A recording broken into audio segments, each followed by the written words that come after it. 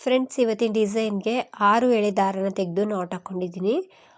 ಇದೊಂದು ಒಂದೇ ಸ್ಟೆಪ್ಪಲ್ಲಿ ಹಾಕುವಂಥ ಒಂದು ಸಿಂಪಲ್ ಆ್ಯಂಡ್ ಈಸಿ ಸೀರೆ ಕುಚ್ಚು. ಒಂದು ಮುಕ್ಕಾಲು ಗಂಟೆ ಒಳಗಡೆ ಹಾಕ್ಕೊಳ್ಳುವಂಥ ಡಿಸೈನು. ತುಂಬ ಈಸಿ ಇದೆ. ಇದನ್ನು ಹಾಕೋದಕ್ಕೆ 6 ಎಳೆ ದಾರನ ತೆಗೆದು ನಾಟ್ ಹಾಕ್ಕೊಂಡಿದ್ದೀನಿ. ನಿಡಲ್ ಬಂದು 10.075 mm ತಗೊಂಡಿದ್ದೀನಿ. 11 ಆದರೂ ಆಗುತ್ತೆ. ರೈಟ್ ಸೈಡಿಂದ ಹಾಕ್ತಾಯಿದ್ದೀನಿ, ಅಂದರೆ ಸೀದಾ ಸೈಡಿಂದನೇ ಈ ಡಿಸೈನ ನಾನು ಬಟ್ಟೆಗೆ ಹಾಕಿ ತೋರಿಸ್ತಾ ಇದ್ದೀನಿ. ಮೊದಲಿಗೆ ಬಟ್ಟೆಗೆ ಒಂದ್ಸಲ ಲಾಕ್ ಮಾಡ್ಕೊಳ್ತಿದ್ದೀನಿ. ಈ ರೀತಿ ನಿಡಲ್ನ ಚುಚ್ಚಿ ಥ್ರೆಡ್ನ ಕೆಳಗಡೆಯಿಂದ ಮೇಲ್ ತಂದು ಲಾಕ್ ಮಾಡಬೇಕು. ಈ ಲಾಕನ್ನು ನಾವು ಸಿಂಗಲ್ ಕ್ರೋಶಾ ಅಂತಲೂ ಕೂಡ ಕರಿತೀವಿ, ಲಾಕ್ ಅಂತಲೂ ಕೂಡ ಕರಿತೀವಿ.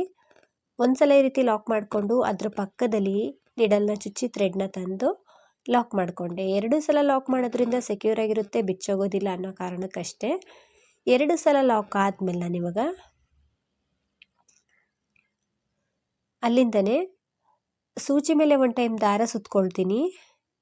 ದಾರ ಸುತ್ಕೊಂಡು ಅದ್ರ ಪಕ್ಕದಲ್ಲೇ ಬಟ್ಟೆಗೆ ನಿಡಲ್ನ ಚುಚ್ಚಿ ಥ್ರೆಡ್ಡನ್ನು ಮೇಲೆ ತರ್ತೀನಿ. ಇಲ್ಲಿ ನಾವು ಯಾವುದೇ ಕಂಬ ಮಾಡೋ ಹಾಗಿಲ್ಲ, ಹಾಗೇ ಥ್ರೆಡ್ಡನ್ನು ನಿಡಲ್ ಮೇಲೆ ಇಟ್ಕೊಳ್ಬೇಕು. ಸ್ಟಾರ್ಟಿಂಗ್ 3 ಲೂಪ್ ಇರುತ್ತೆ. ಮತ್ತು ಸೂಜಿ ಮೇಲೆ ಥ್ರೆಡ್ಡನ್ನು ಸುತ್ಕೊಂಡು ಮತ್ತು ಅದೇ ಪ್ಲೇಸಲ್ಲಿ ಹೋಗಿ ಥ್ರೆಡ್ಡನ್ನು ಮೇಲೆ ತಂದಾಗ ಇನ್ನೆರಡು ಲೂಪ್ ಅದಕ್ಕೆ ಆ್ಯಡ್ ಆಗುತ್ತೆ. ಹಾಗೇ ಇರಲಿ. ಮತ್ತು ಸೂಜಿ ಮೇಲೆ ಥ್ರೆಡ್ಡನ್ನು ಸುತ್ಕೊಳ್ತೀನಿ, ಮತ್ತು ಅದೇ ಪ್ಲೇಸಲ್ಲಿ ಹೋಗಿ ಥ್ರೆಡ್ಡನ್ನು ತರ್ತೀನಿ. ಇನ್ನೆರಡು ಲೂಪು ಅದಕ್ಕೆ ಆ್ಯಡ್ ಆಗುತ್ತೆ.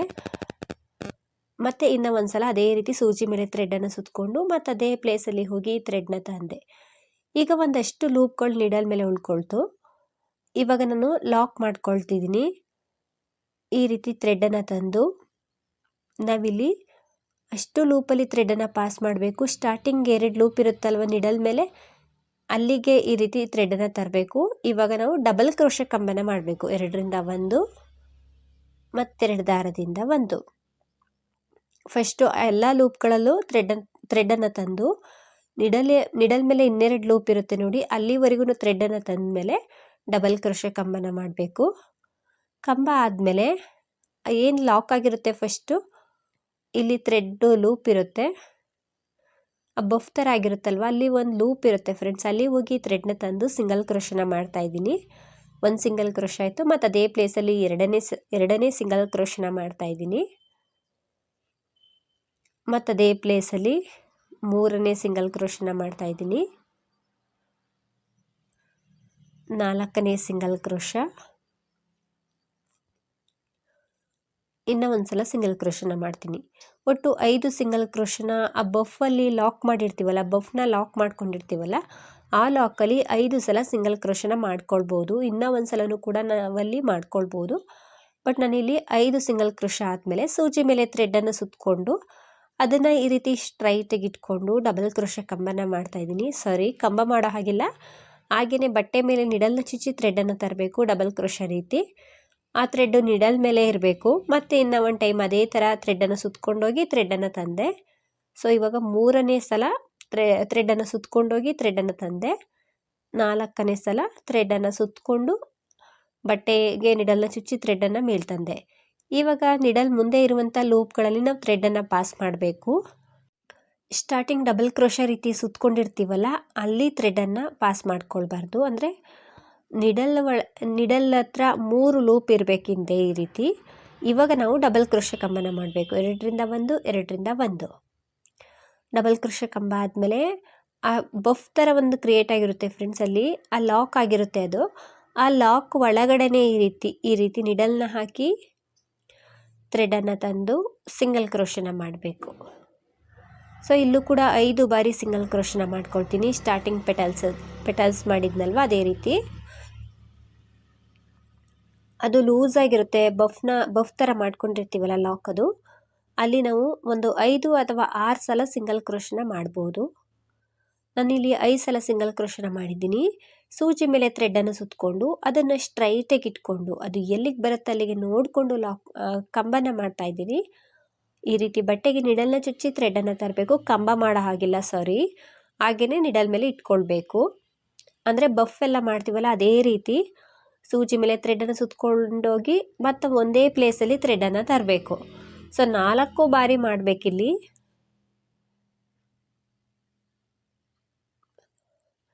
ಇವಾಗ ನಿಡಲ್ ಮುಂದೆ ಇರುವಂಥ ಒಂದಷ್ಟು ಲೂಪಲ್ಲಿ ನಾವು ಥ್ರೆಡನ್ನು ಪಾಸ್ ಮಾಡಿಕೊಂಡು ಸ್ಟಾರ್ಟಿಂಗು ನಾವು ಡಬಲ್ ಕ್ರೋಶ ರೀತಿ ಮಾಡ್ಕೊಂಡಿರ್ತೀವಲ್ಲ, 3 ದಾರ ಇರುತ್ತೆ ಸೂಜಿ ಮೇಲೆ, 2ರಿಂದ 1 ಮತ್ತೆರಡು ದಾರದಿಂದ 1 ಡಬಲ್ ಕ್ರೋಶ ಕಂಬ ಆಯಿತು. ಬಫ್ ಲಾಕ್ ಆಗಿ ಡಬಲ್ ಕ್ರೋಶ ಕಂಬ ಆಯಿತು.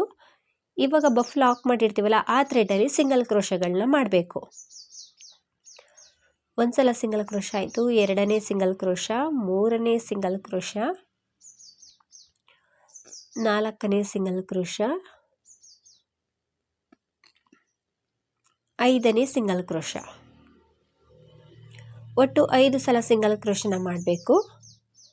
ಸೂಜಿ ಮೇಲೆ ಥ್ರೆಡನ್ನು ಸುತ್ತಕೊಂಡೋಗಿ ನೆಕ್ಸ್ಟ್ ಅದೆಲ್ಲಿಗೆ ಬರುತ್ತೆ ಅಲ್ಲಿಗೆ ನೋಡಿಕೊಂಡು ನಾವು ಬಟ್ಟೆಗೆ ನಿಡಲ್ನ ಚುಚ್ಚಿ ಥ್ರೆಡನ್ನು ಮೇಲೆ ತರಬೇಕು. ಅದು ಹಾಗೇನೇ ನಿಡಲ್ ಮೇಲೆ ಸ್ಟಾರ್ಟಿಂಗು 3 ಲೂಪ್ ಇರುತ್ತೆ, ಅಂದರೆ 3 ದಾರ ಇರುತ್ತೆ, ಅದು ಹಾಗೇನೇ ಇರಲಿ. ಅದೇ ರೀತಿ ಇನ್ನು 3 ಸಲ ಮಾಡಿಕೊಂಡ್ರೆ ಒಟ್ಟು 4 ಸಲ ಆಗುತ್ತೆ. ಒಂದೇ ಪ್ಲೇಸಲ್ಲಿ ಹೋಗಿ ನಾವು ಥ್ರೆಡನ್ನು ತರಬೇಕು. ಸೂಜಿ ಮೇಲೆ ಥ್ರೆಡನ್ನು ಸುತ್ತಕೊಂಡೋಗಿ ಬಟ್ಟೆಗೆ ನಿಡಲ್ನ ಚುಚ್ಚಿ ಥ್ರೆಡನ್ನು ಮೇಲೆ ತರಬೇಕು. ಸ್ಟಾರ್ಟಿಂಗ್ ಒಂದಷ್ಟು ಲೂಪ್ಗಳಿರುತ್ತೆ ಇಲ್ಲಿ, ಅಷ್ಟರಲ್ಲೂ ಥ್ರೆಡನ್ನು ಪಾಸ್ ಮಾಡಿಕೊಂಡು ನಂತರ ನಾವು ಡಬಲ್ ಕ್ರೋಶ ಕಂಬನ ಮಾಡಬೇಕು. ಕಂಬ ಆದಮೇಲೆ ಅಲ್ಲೇನು ಬಫ್ ಥರ ಕ್ರಿಯೇಟ್ ಆಗಿರುತ್ತಲ್ವ ಅಲ್ಲಿ ಲಾಕ್ ಇರುತ್ತೆ, ಆ ಲಾಕ್ ಒಳಗಡೆ 5 ಸಲ ಸಿಂಗಲ್ ಕ್ರೋಶನ ಮಾಡ್ತಾಯಿದ್ದೀನಿ. 5 ಅಥವಾ 6 ಸಲನೂ ಕೂಡ ಮಾಡ್ಕೊಳ್ಬೋದು ಫ್ರೆಂಡ್ಸ್. ಇಲ್ಲಿ ಬೇಕು ಅಂದರೆ ಒಂದು ಬೀಡ್ನು ಕೂಡ, ಸ್ಮಾಲ್ ಸೈಜ್ ಬೀಡ್ನು ಕೂಡ ಹಾಕ್ಕೊಳ್ಬೋದು. ಇವಾಗ ಸೂಜಿ ಮೇಲೆ ಥ್ರೆಡನ್ನು ಸುತ್ತಕೊಂಡು ಅದನ್ನು ಸ್ಟ್ರೈಟಾಗಿ ಇಟ್ಕೊಂಡು ಎಲ್ಲಿಗೆ ಬರುತ್ತೆ ಅಲ್ಲಿಗೆ ನೋಡಿಕೊಂಡು ನಾನು ಡಬಲ್ ಕ್ರೋಶ ಕಂಬನ ಮಾಡ್ತಾಯಿದ್ದೀನಿ. ಸೊ ಇದಕ್ಕೆ ಕುಚ್ಚನ್ನು ಕೂಡ ಹಾಕೋದು ಹೇಗೆ ಅಂತ ತೋರಿಸ್ತೀನಿ. ಇಲ್ಲಿ ನಾನು ಕುಚ್ಚು ಕಟ್ಟೋದಕ್ಕೆ ಕಂಬನ ಮಾಡಿದೆ. ಸ್ಟಾರ್ಟಿಂಗ್ ಏನೋ ಪ್ಲೇಸ್ ಬಿಟ್ಟಿಲ್ಲ, ಆರ್ಚಿಂದನೇ ಸ್ಟಾರ್ಟ್ ಮಾಡಿರೋದ್ರಿಂದ 4 ಬಫ್ಗಳು ಮಾಡ್ಕೊಂಡಿದ್ದೀನಿ. ಈ ರೀತಿ 4 ಬಫ್ ಆದಮೇಲೆ 2 ಚೈನ್ನ ಹಾಕ್ಕೊಂಡಿದ್ದೀನಿ. ನಂತರ ಅದು ಎಲ್ಲಿಗೆ ಬರುತ್ತೆ ಅಲ್ಲಿಗೆ ನೋಡಿಕೊಂಡು ಡಬಲ್ ಕ್ರೋಶ ಕಂಬನ ಮಾಡ್ತಾಯಿದ್ದೀನಿ.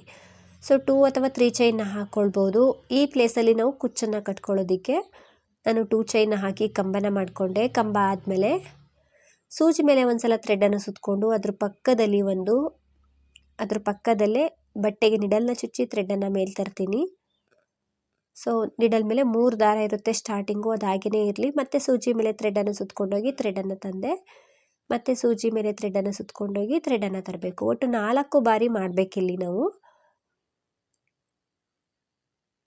ಇವಾಗ ಒಂದಷ್ಟು ಲೂಪಲ್ಲಿ ಅಂದರೆ 6 ಲೂಪಲ್ಲಿ ಥ್ರೆಡನ್ನು ಪಾಸ್ ಮಾಡಿಕೊಂಡು ನಂತರದ ಏನು ನಿಡಲ್ ಮೇಲೆ 3 ದಾರ ಇರುತ್ತಲ್ವ ಸ್ಟಾರ್ಟಿಂಗು, ಅದರಲ್ಲಿ ನಾವು ಡಬಲ್ ಕ್ರೋಶ ಕಂಬನ ಮಾಡಿ ಅಲ್ಲಿ ಬಫ್ ಥರ ಕ್ರಿಯೇಟ್ ಆಗಿರುತ್ತೆ. ಅಲ್ಲಿ ನಾವು 6 ಲೂಪಲ್ಲೂ ಒಟ್ಟಿಗೆ ಎಳ್ಕೊಂಡು ಲಾಕ್ ಮಾಡಿದಾಗ ಬಫ್ ಥರ ಕ್ರಿಯೇಟ್ ಆಗಿರುತ್ತೆ. ಅದರೊಳಗಡೆ 5 ಸಲ ಸಿಂಗಲ್ ಕ್ರೋಶನ ಮಾಡಬೇಕು.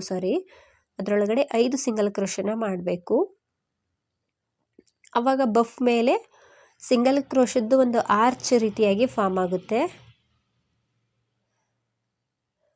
ಸೊ ತುಂಬ ಚೆನ್ನಾಗಿ ಬರುತ್ತೆ. ನೀವು ಸ್ಲೀವ್ಸ್ಗಳಿಗೆ, ದುಪ್ಪಟ್ಟಗಳಿಗೆ ಅಥವಾ ಸೀರೆಗೆ ಸಿಂಪಲ್ಲಾಗಿ ಬಾರ್ಡರ್ ಡಿಸೈನ್ ರೀತಿ ಹಾಕ್ಕೊಳ್ಬೇಕು ಅಂದರೆ ಈ ರೀತಿ ಡಿಸೈನ್ನ ಟ್ರೈ ಮಾಡ್ಬೋದು. 5 ಸಲ ಸಿಂಗಲ್ ಕ್ರೋಶ ಆದಮೇಲೆ ನಾನು ಡಬಲ್ ಕ್ರೋಶಕ್ಕೆ ಸೂಜಿ ಮೇಲೆ ಥ್ರೆಡನ್ನು ಸುತ್ತಕೊಂಡೋಗಿ ಥ್ರೆಡನ್ನು ತಂದೆ. ಕಂಬ ಮಾಡೋ ಹಾಗಿಲ್ಲ, ಹಾಗೆಯೇ ಒಂದು 4 ಸಲ ಸೂಜಿ ಮೇಲೆ ಥ್ರೆಡನ್ನು ಸುತ್ತಕೊಂಡೋಗಿ ಥ್ರೆಡನ್ನು ತರಬೇಕು. ಸ್ಟಾರ್ಟಿಂಗ್ ಮಾತ್ರ 3 ಲೂಪ್ ಇರುತ್ತೆ, ಆಮೇಲೆ 2 ಲೂಪು ಬರ್ತಾ ಹೋಗುತ್ತೆ. ಒಟ್ಟು ನಾವು 6 ಲೂಪಲ್ಲಿ ನಾವು ಒಂದ್ಸಲ ಥ್ರೆಡನ್ನು ತಂದು 2ರಿಂದ 1 ಮಾಡಬೇಕು, ಅಂದರೆ ಡಬಲ್ ಕ್ರೋಶ ಕಂಬನ ಮಾಡಬೇಕು. ಆ ಕಂಬ ಮಾಡಿದಾಗ ಇಲ್ಲೊಂದು ಬಫ್ ಥರ ಕ್ರಿಯೇಟ್ ಆಗಿರುತ್ತೆ, ಅದರೊಳಗಡೆ ಹೋಗಿ ಥ್ರೆಡನ್ನು ತಂದು ಒಂದು 5 ಸಲ ಸಿಂಗಲ್ ಕ್ರೋಶನ ಮಾಡಬೇಕು.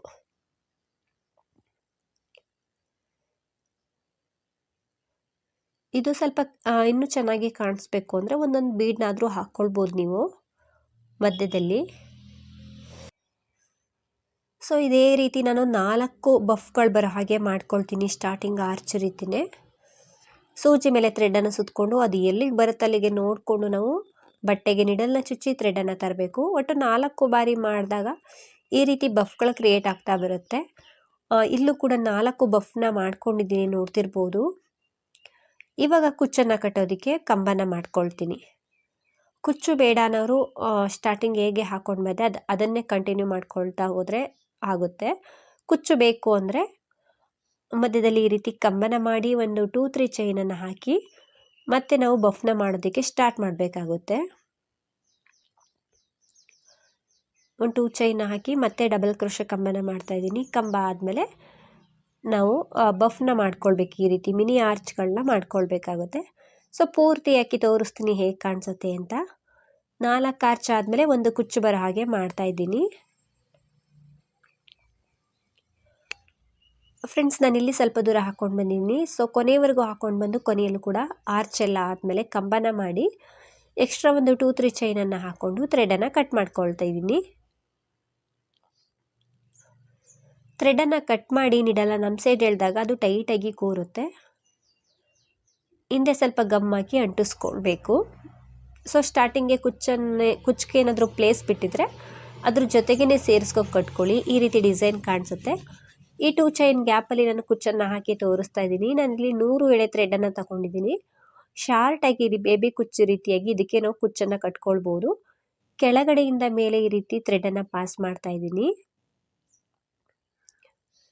ಈ ರೀತಿ ಪಾಸ್ ಮಾಡಿಕೊಂಡು ಅದನ್ನು ಫೋಲ್ಡ್ ಮಾಡಿ ಕಟ್ಟಿದಾಗ 100 ಎಳೆ ದಾರ 200 ಎಳೆ ದಾರ ಆಗುತ್ತೆ.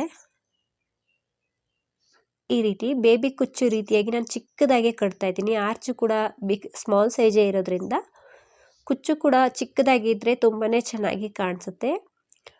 ಈ ರೀತಿ ಇಟ್ಕೊಂಡು ಎಕ್ಸ್ಟ್ರಾ ಇರುವಂಥ ಥ್ರೆಡನ್ನು ಕಟ್ ಮಾಡ್ಕೊಳ್ತೀನಿ.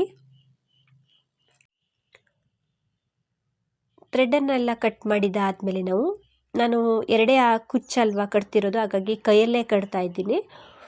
ನಿಮಗೆ ಕೈಯಲ್ಲಿ ಕಟ್ಟೋದಕ್ಕೆ ಬಂದರೆ ಈ ರೀತಿ ಲೆಫ್ಟ್ ಹ್ಯಾಂಡಲ್ಲಿ ಜರಿ ಥ್ರೆಡನ್ನು ಇಟ್ಕೊಂಡು 4-5 ರೌಂಡು ಸುತ್ತಿ ನಾರ್ಮಲ್ ಹೂ ಕಟ್ಟೋ ರೀತಿ ಕಟ್ಕೊಳ್ಬೋದು.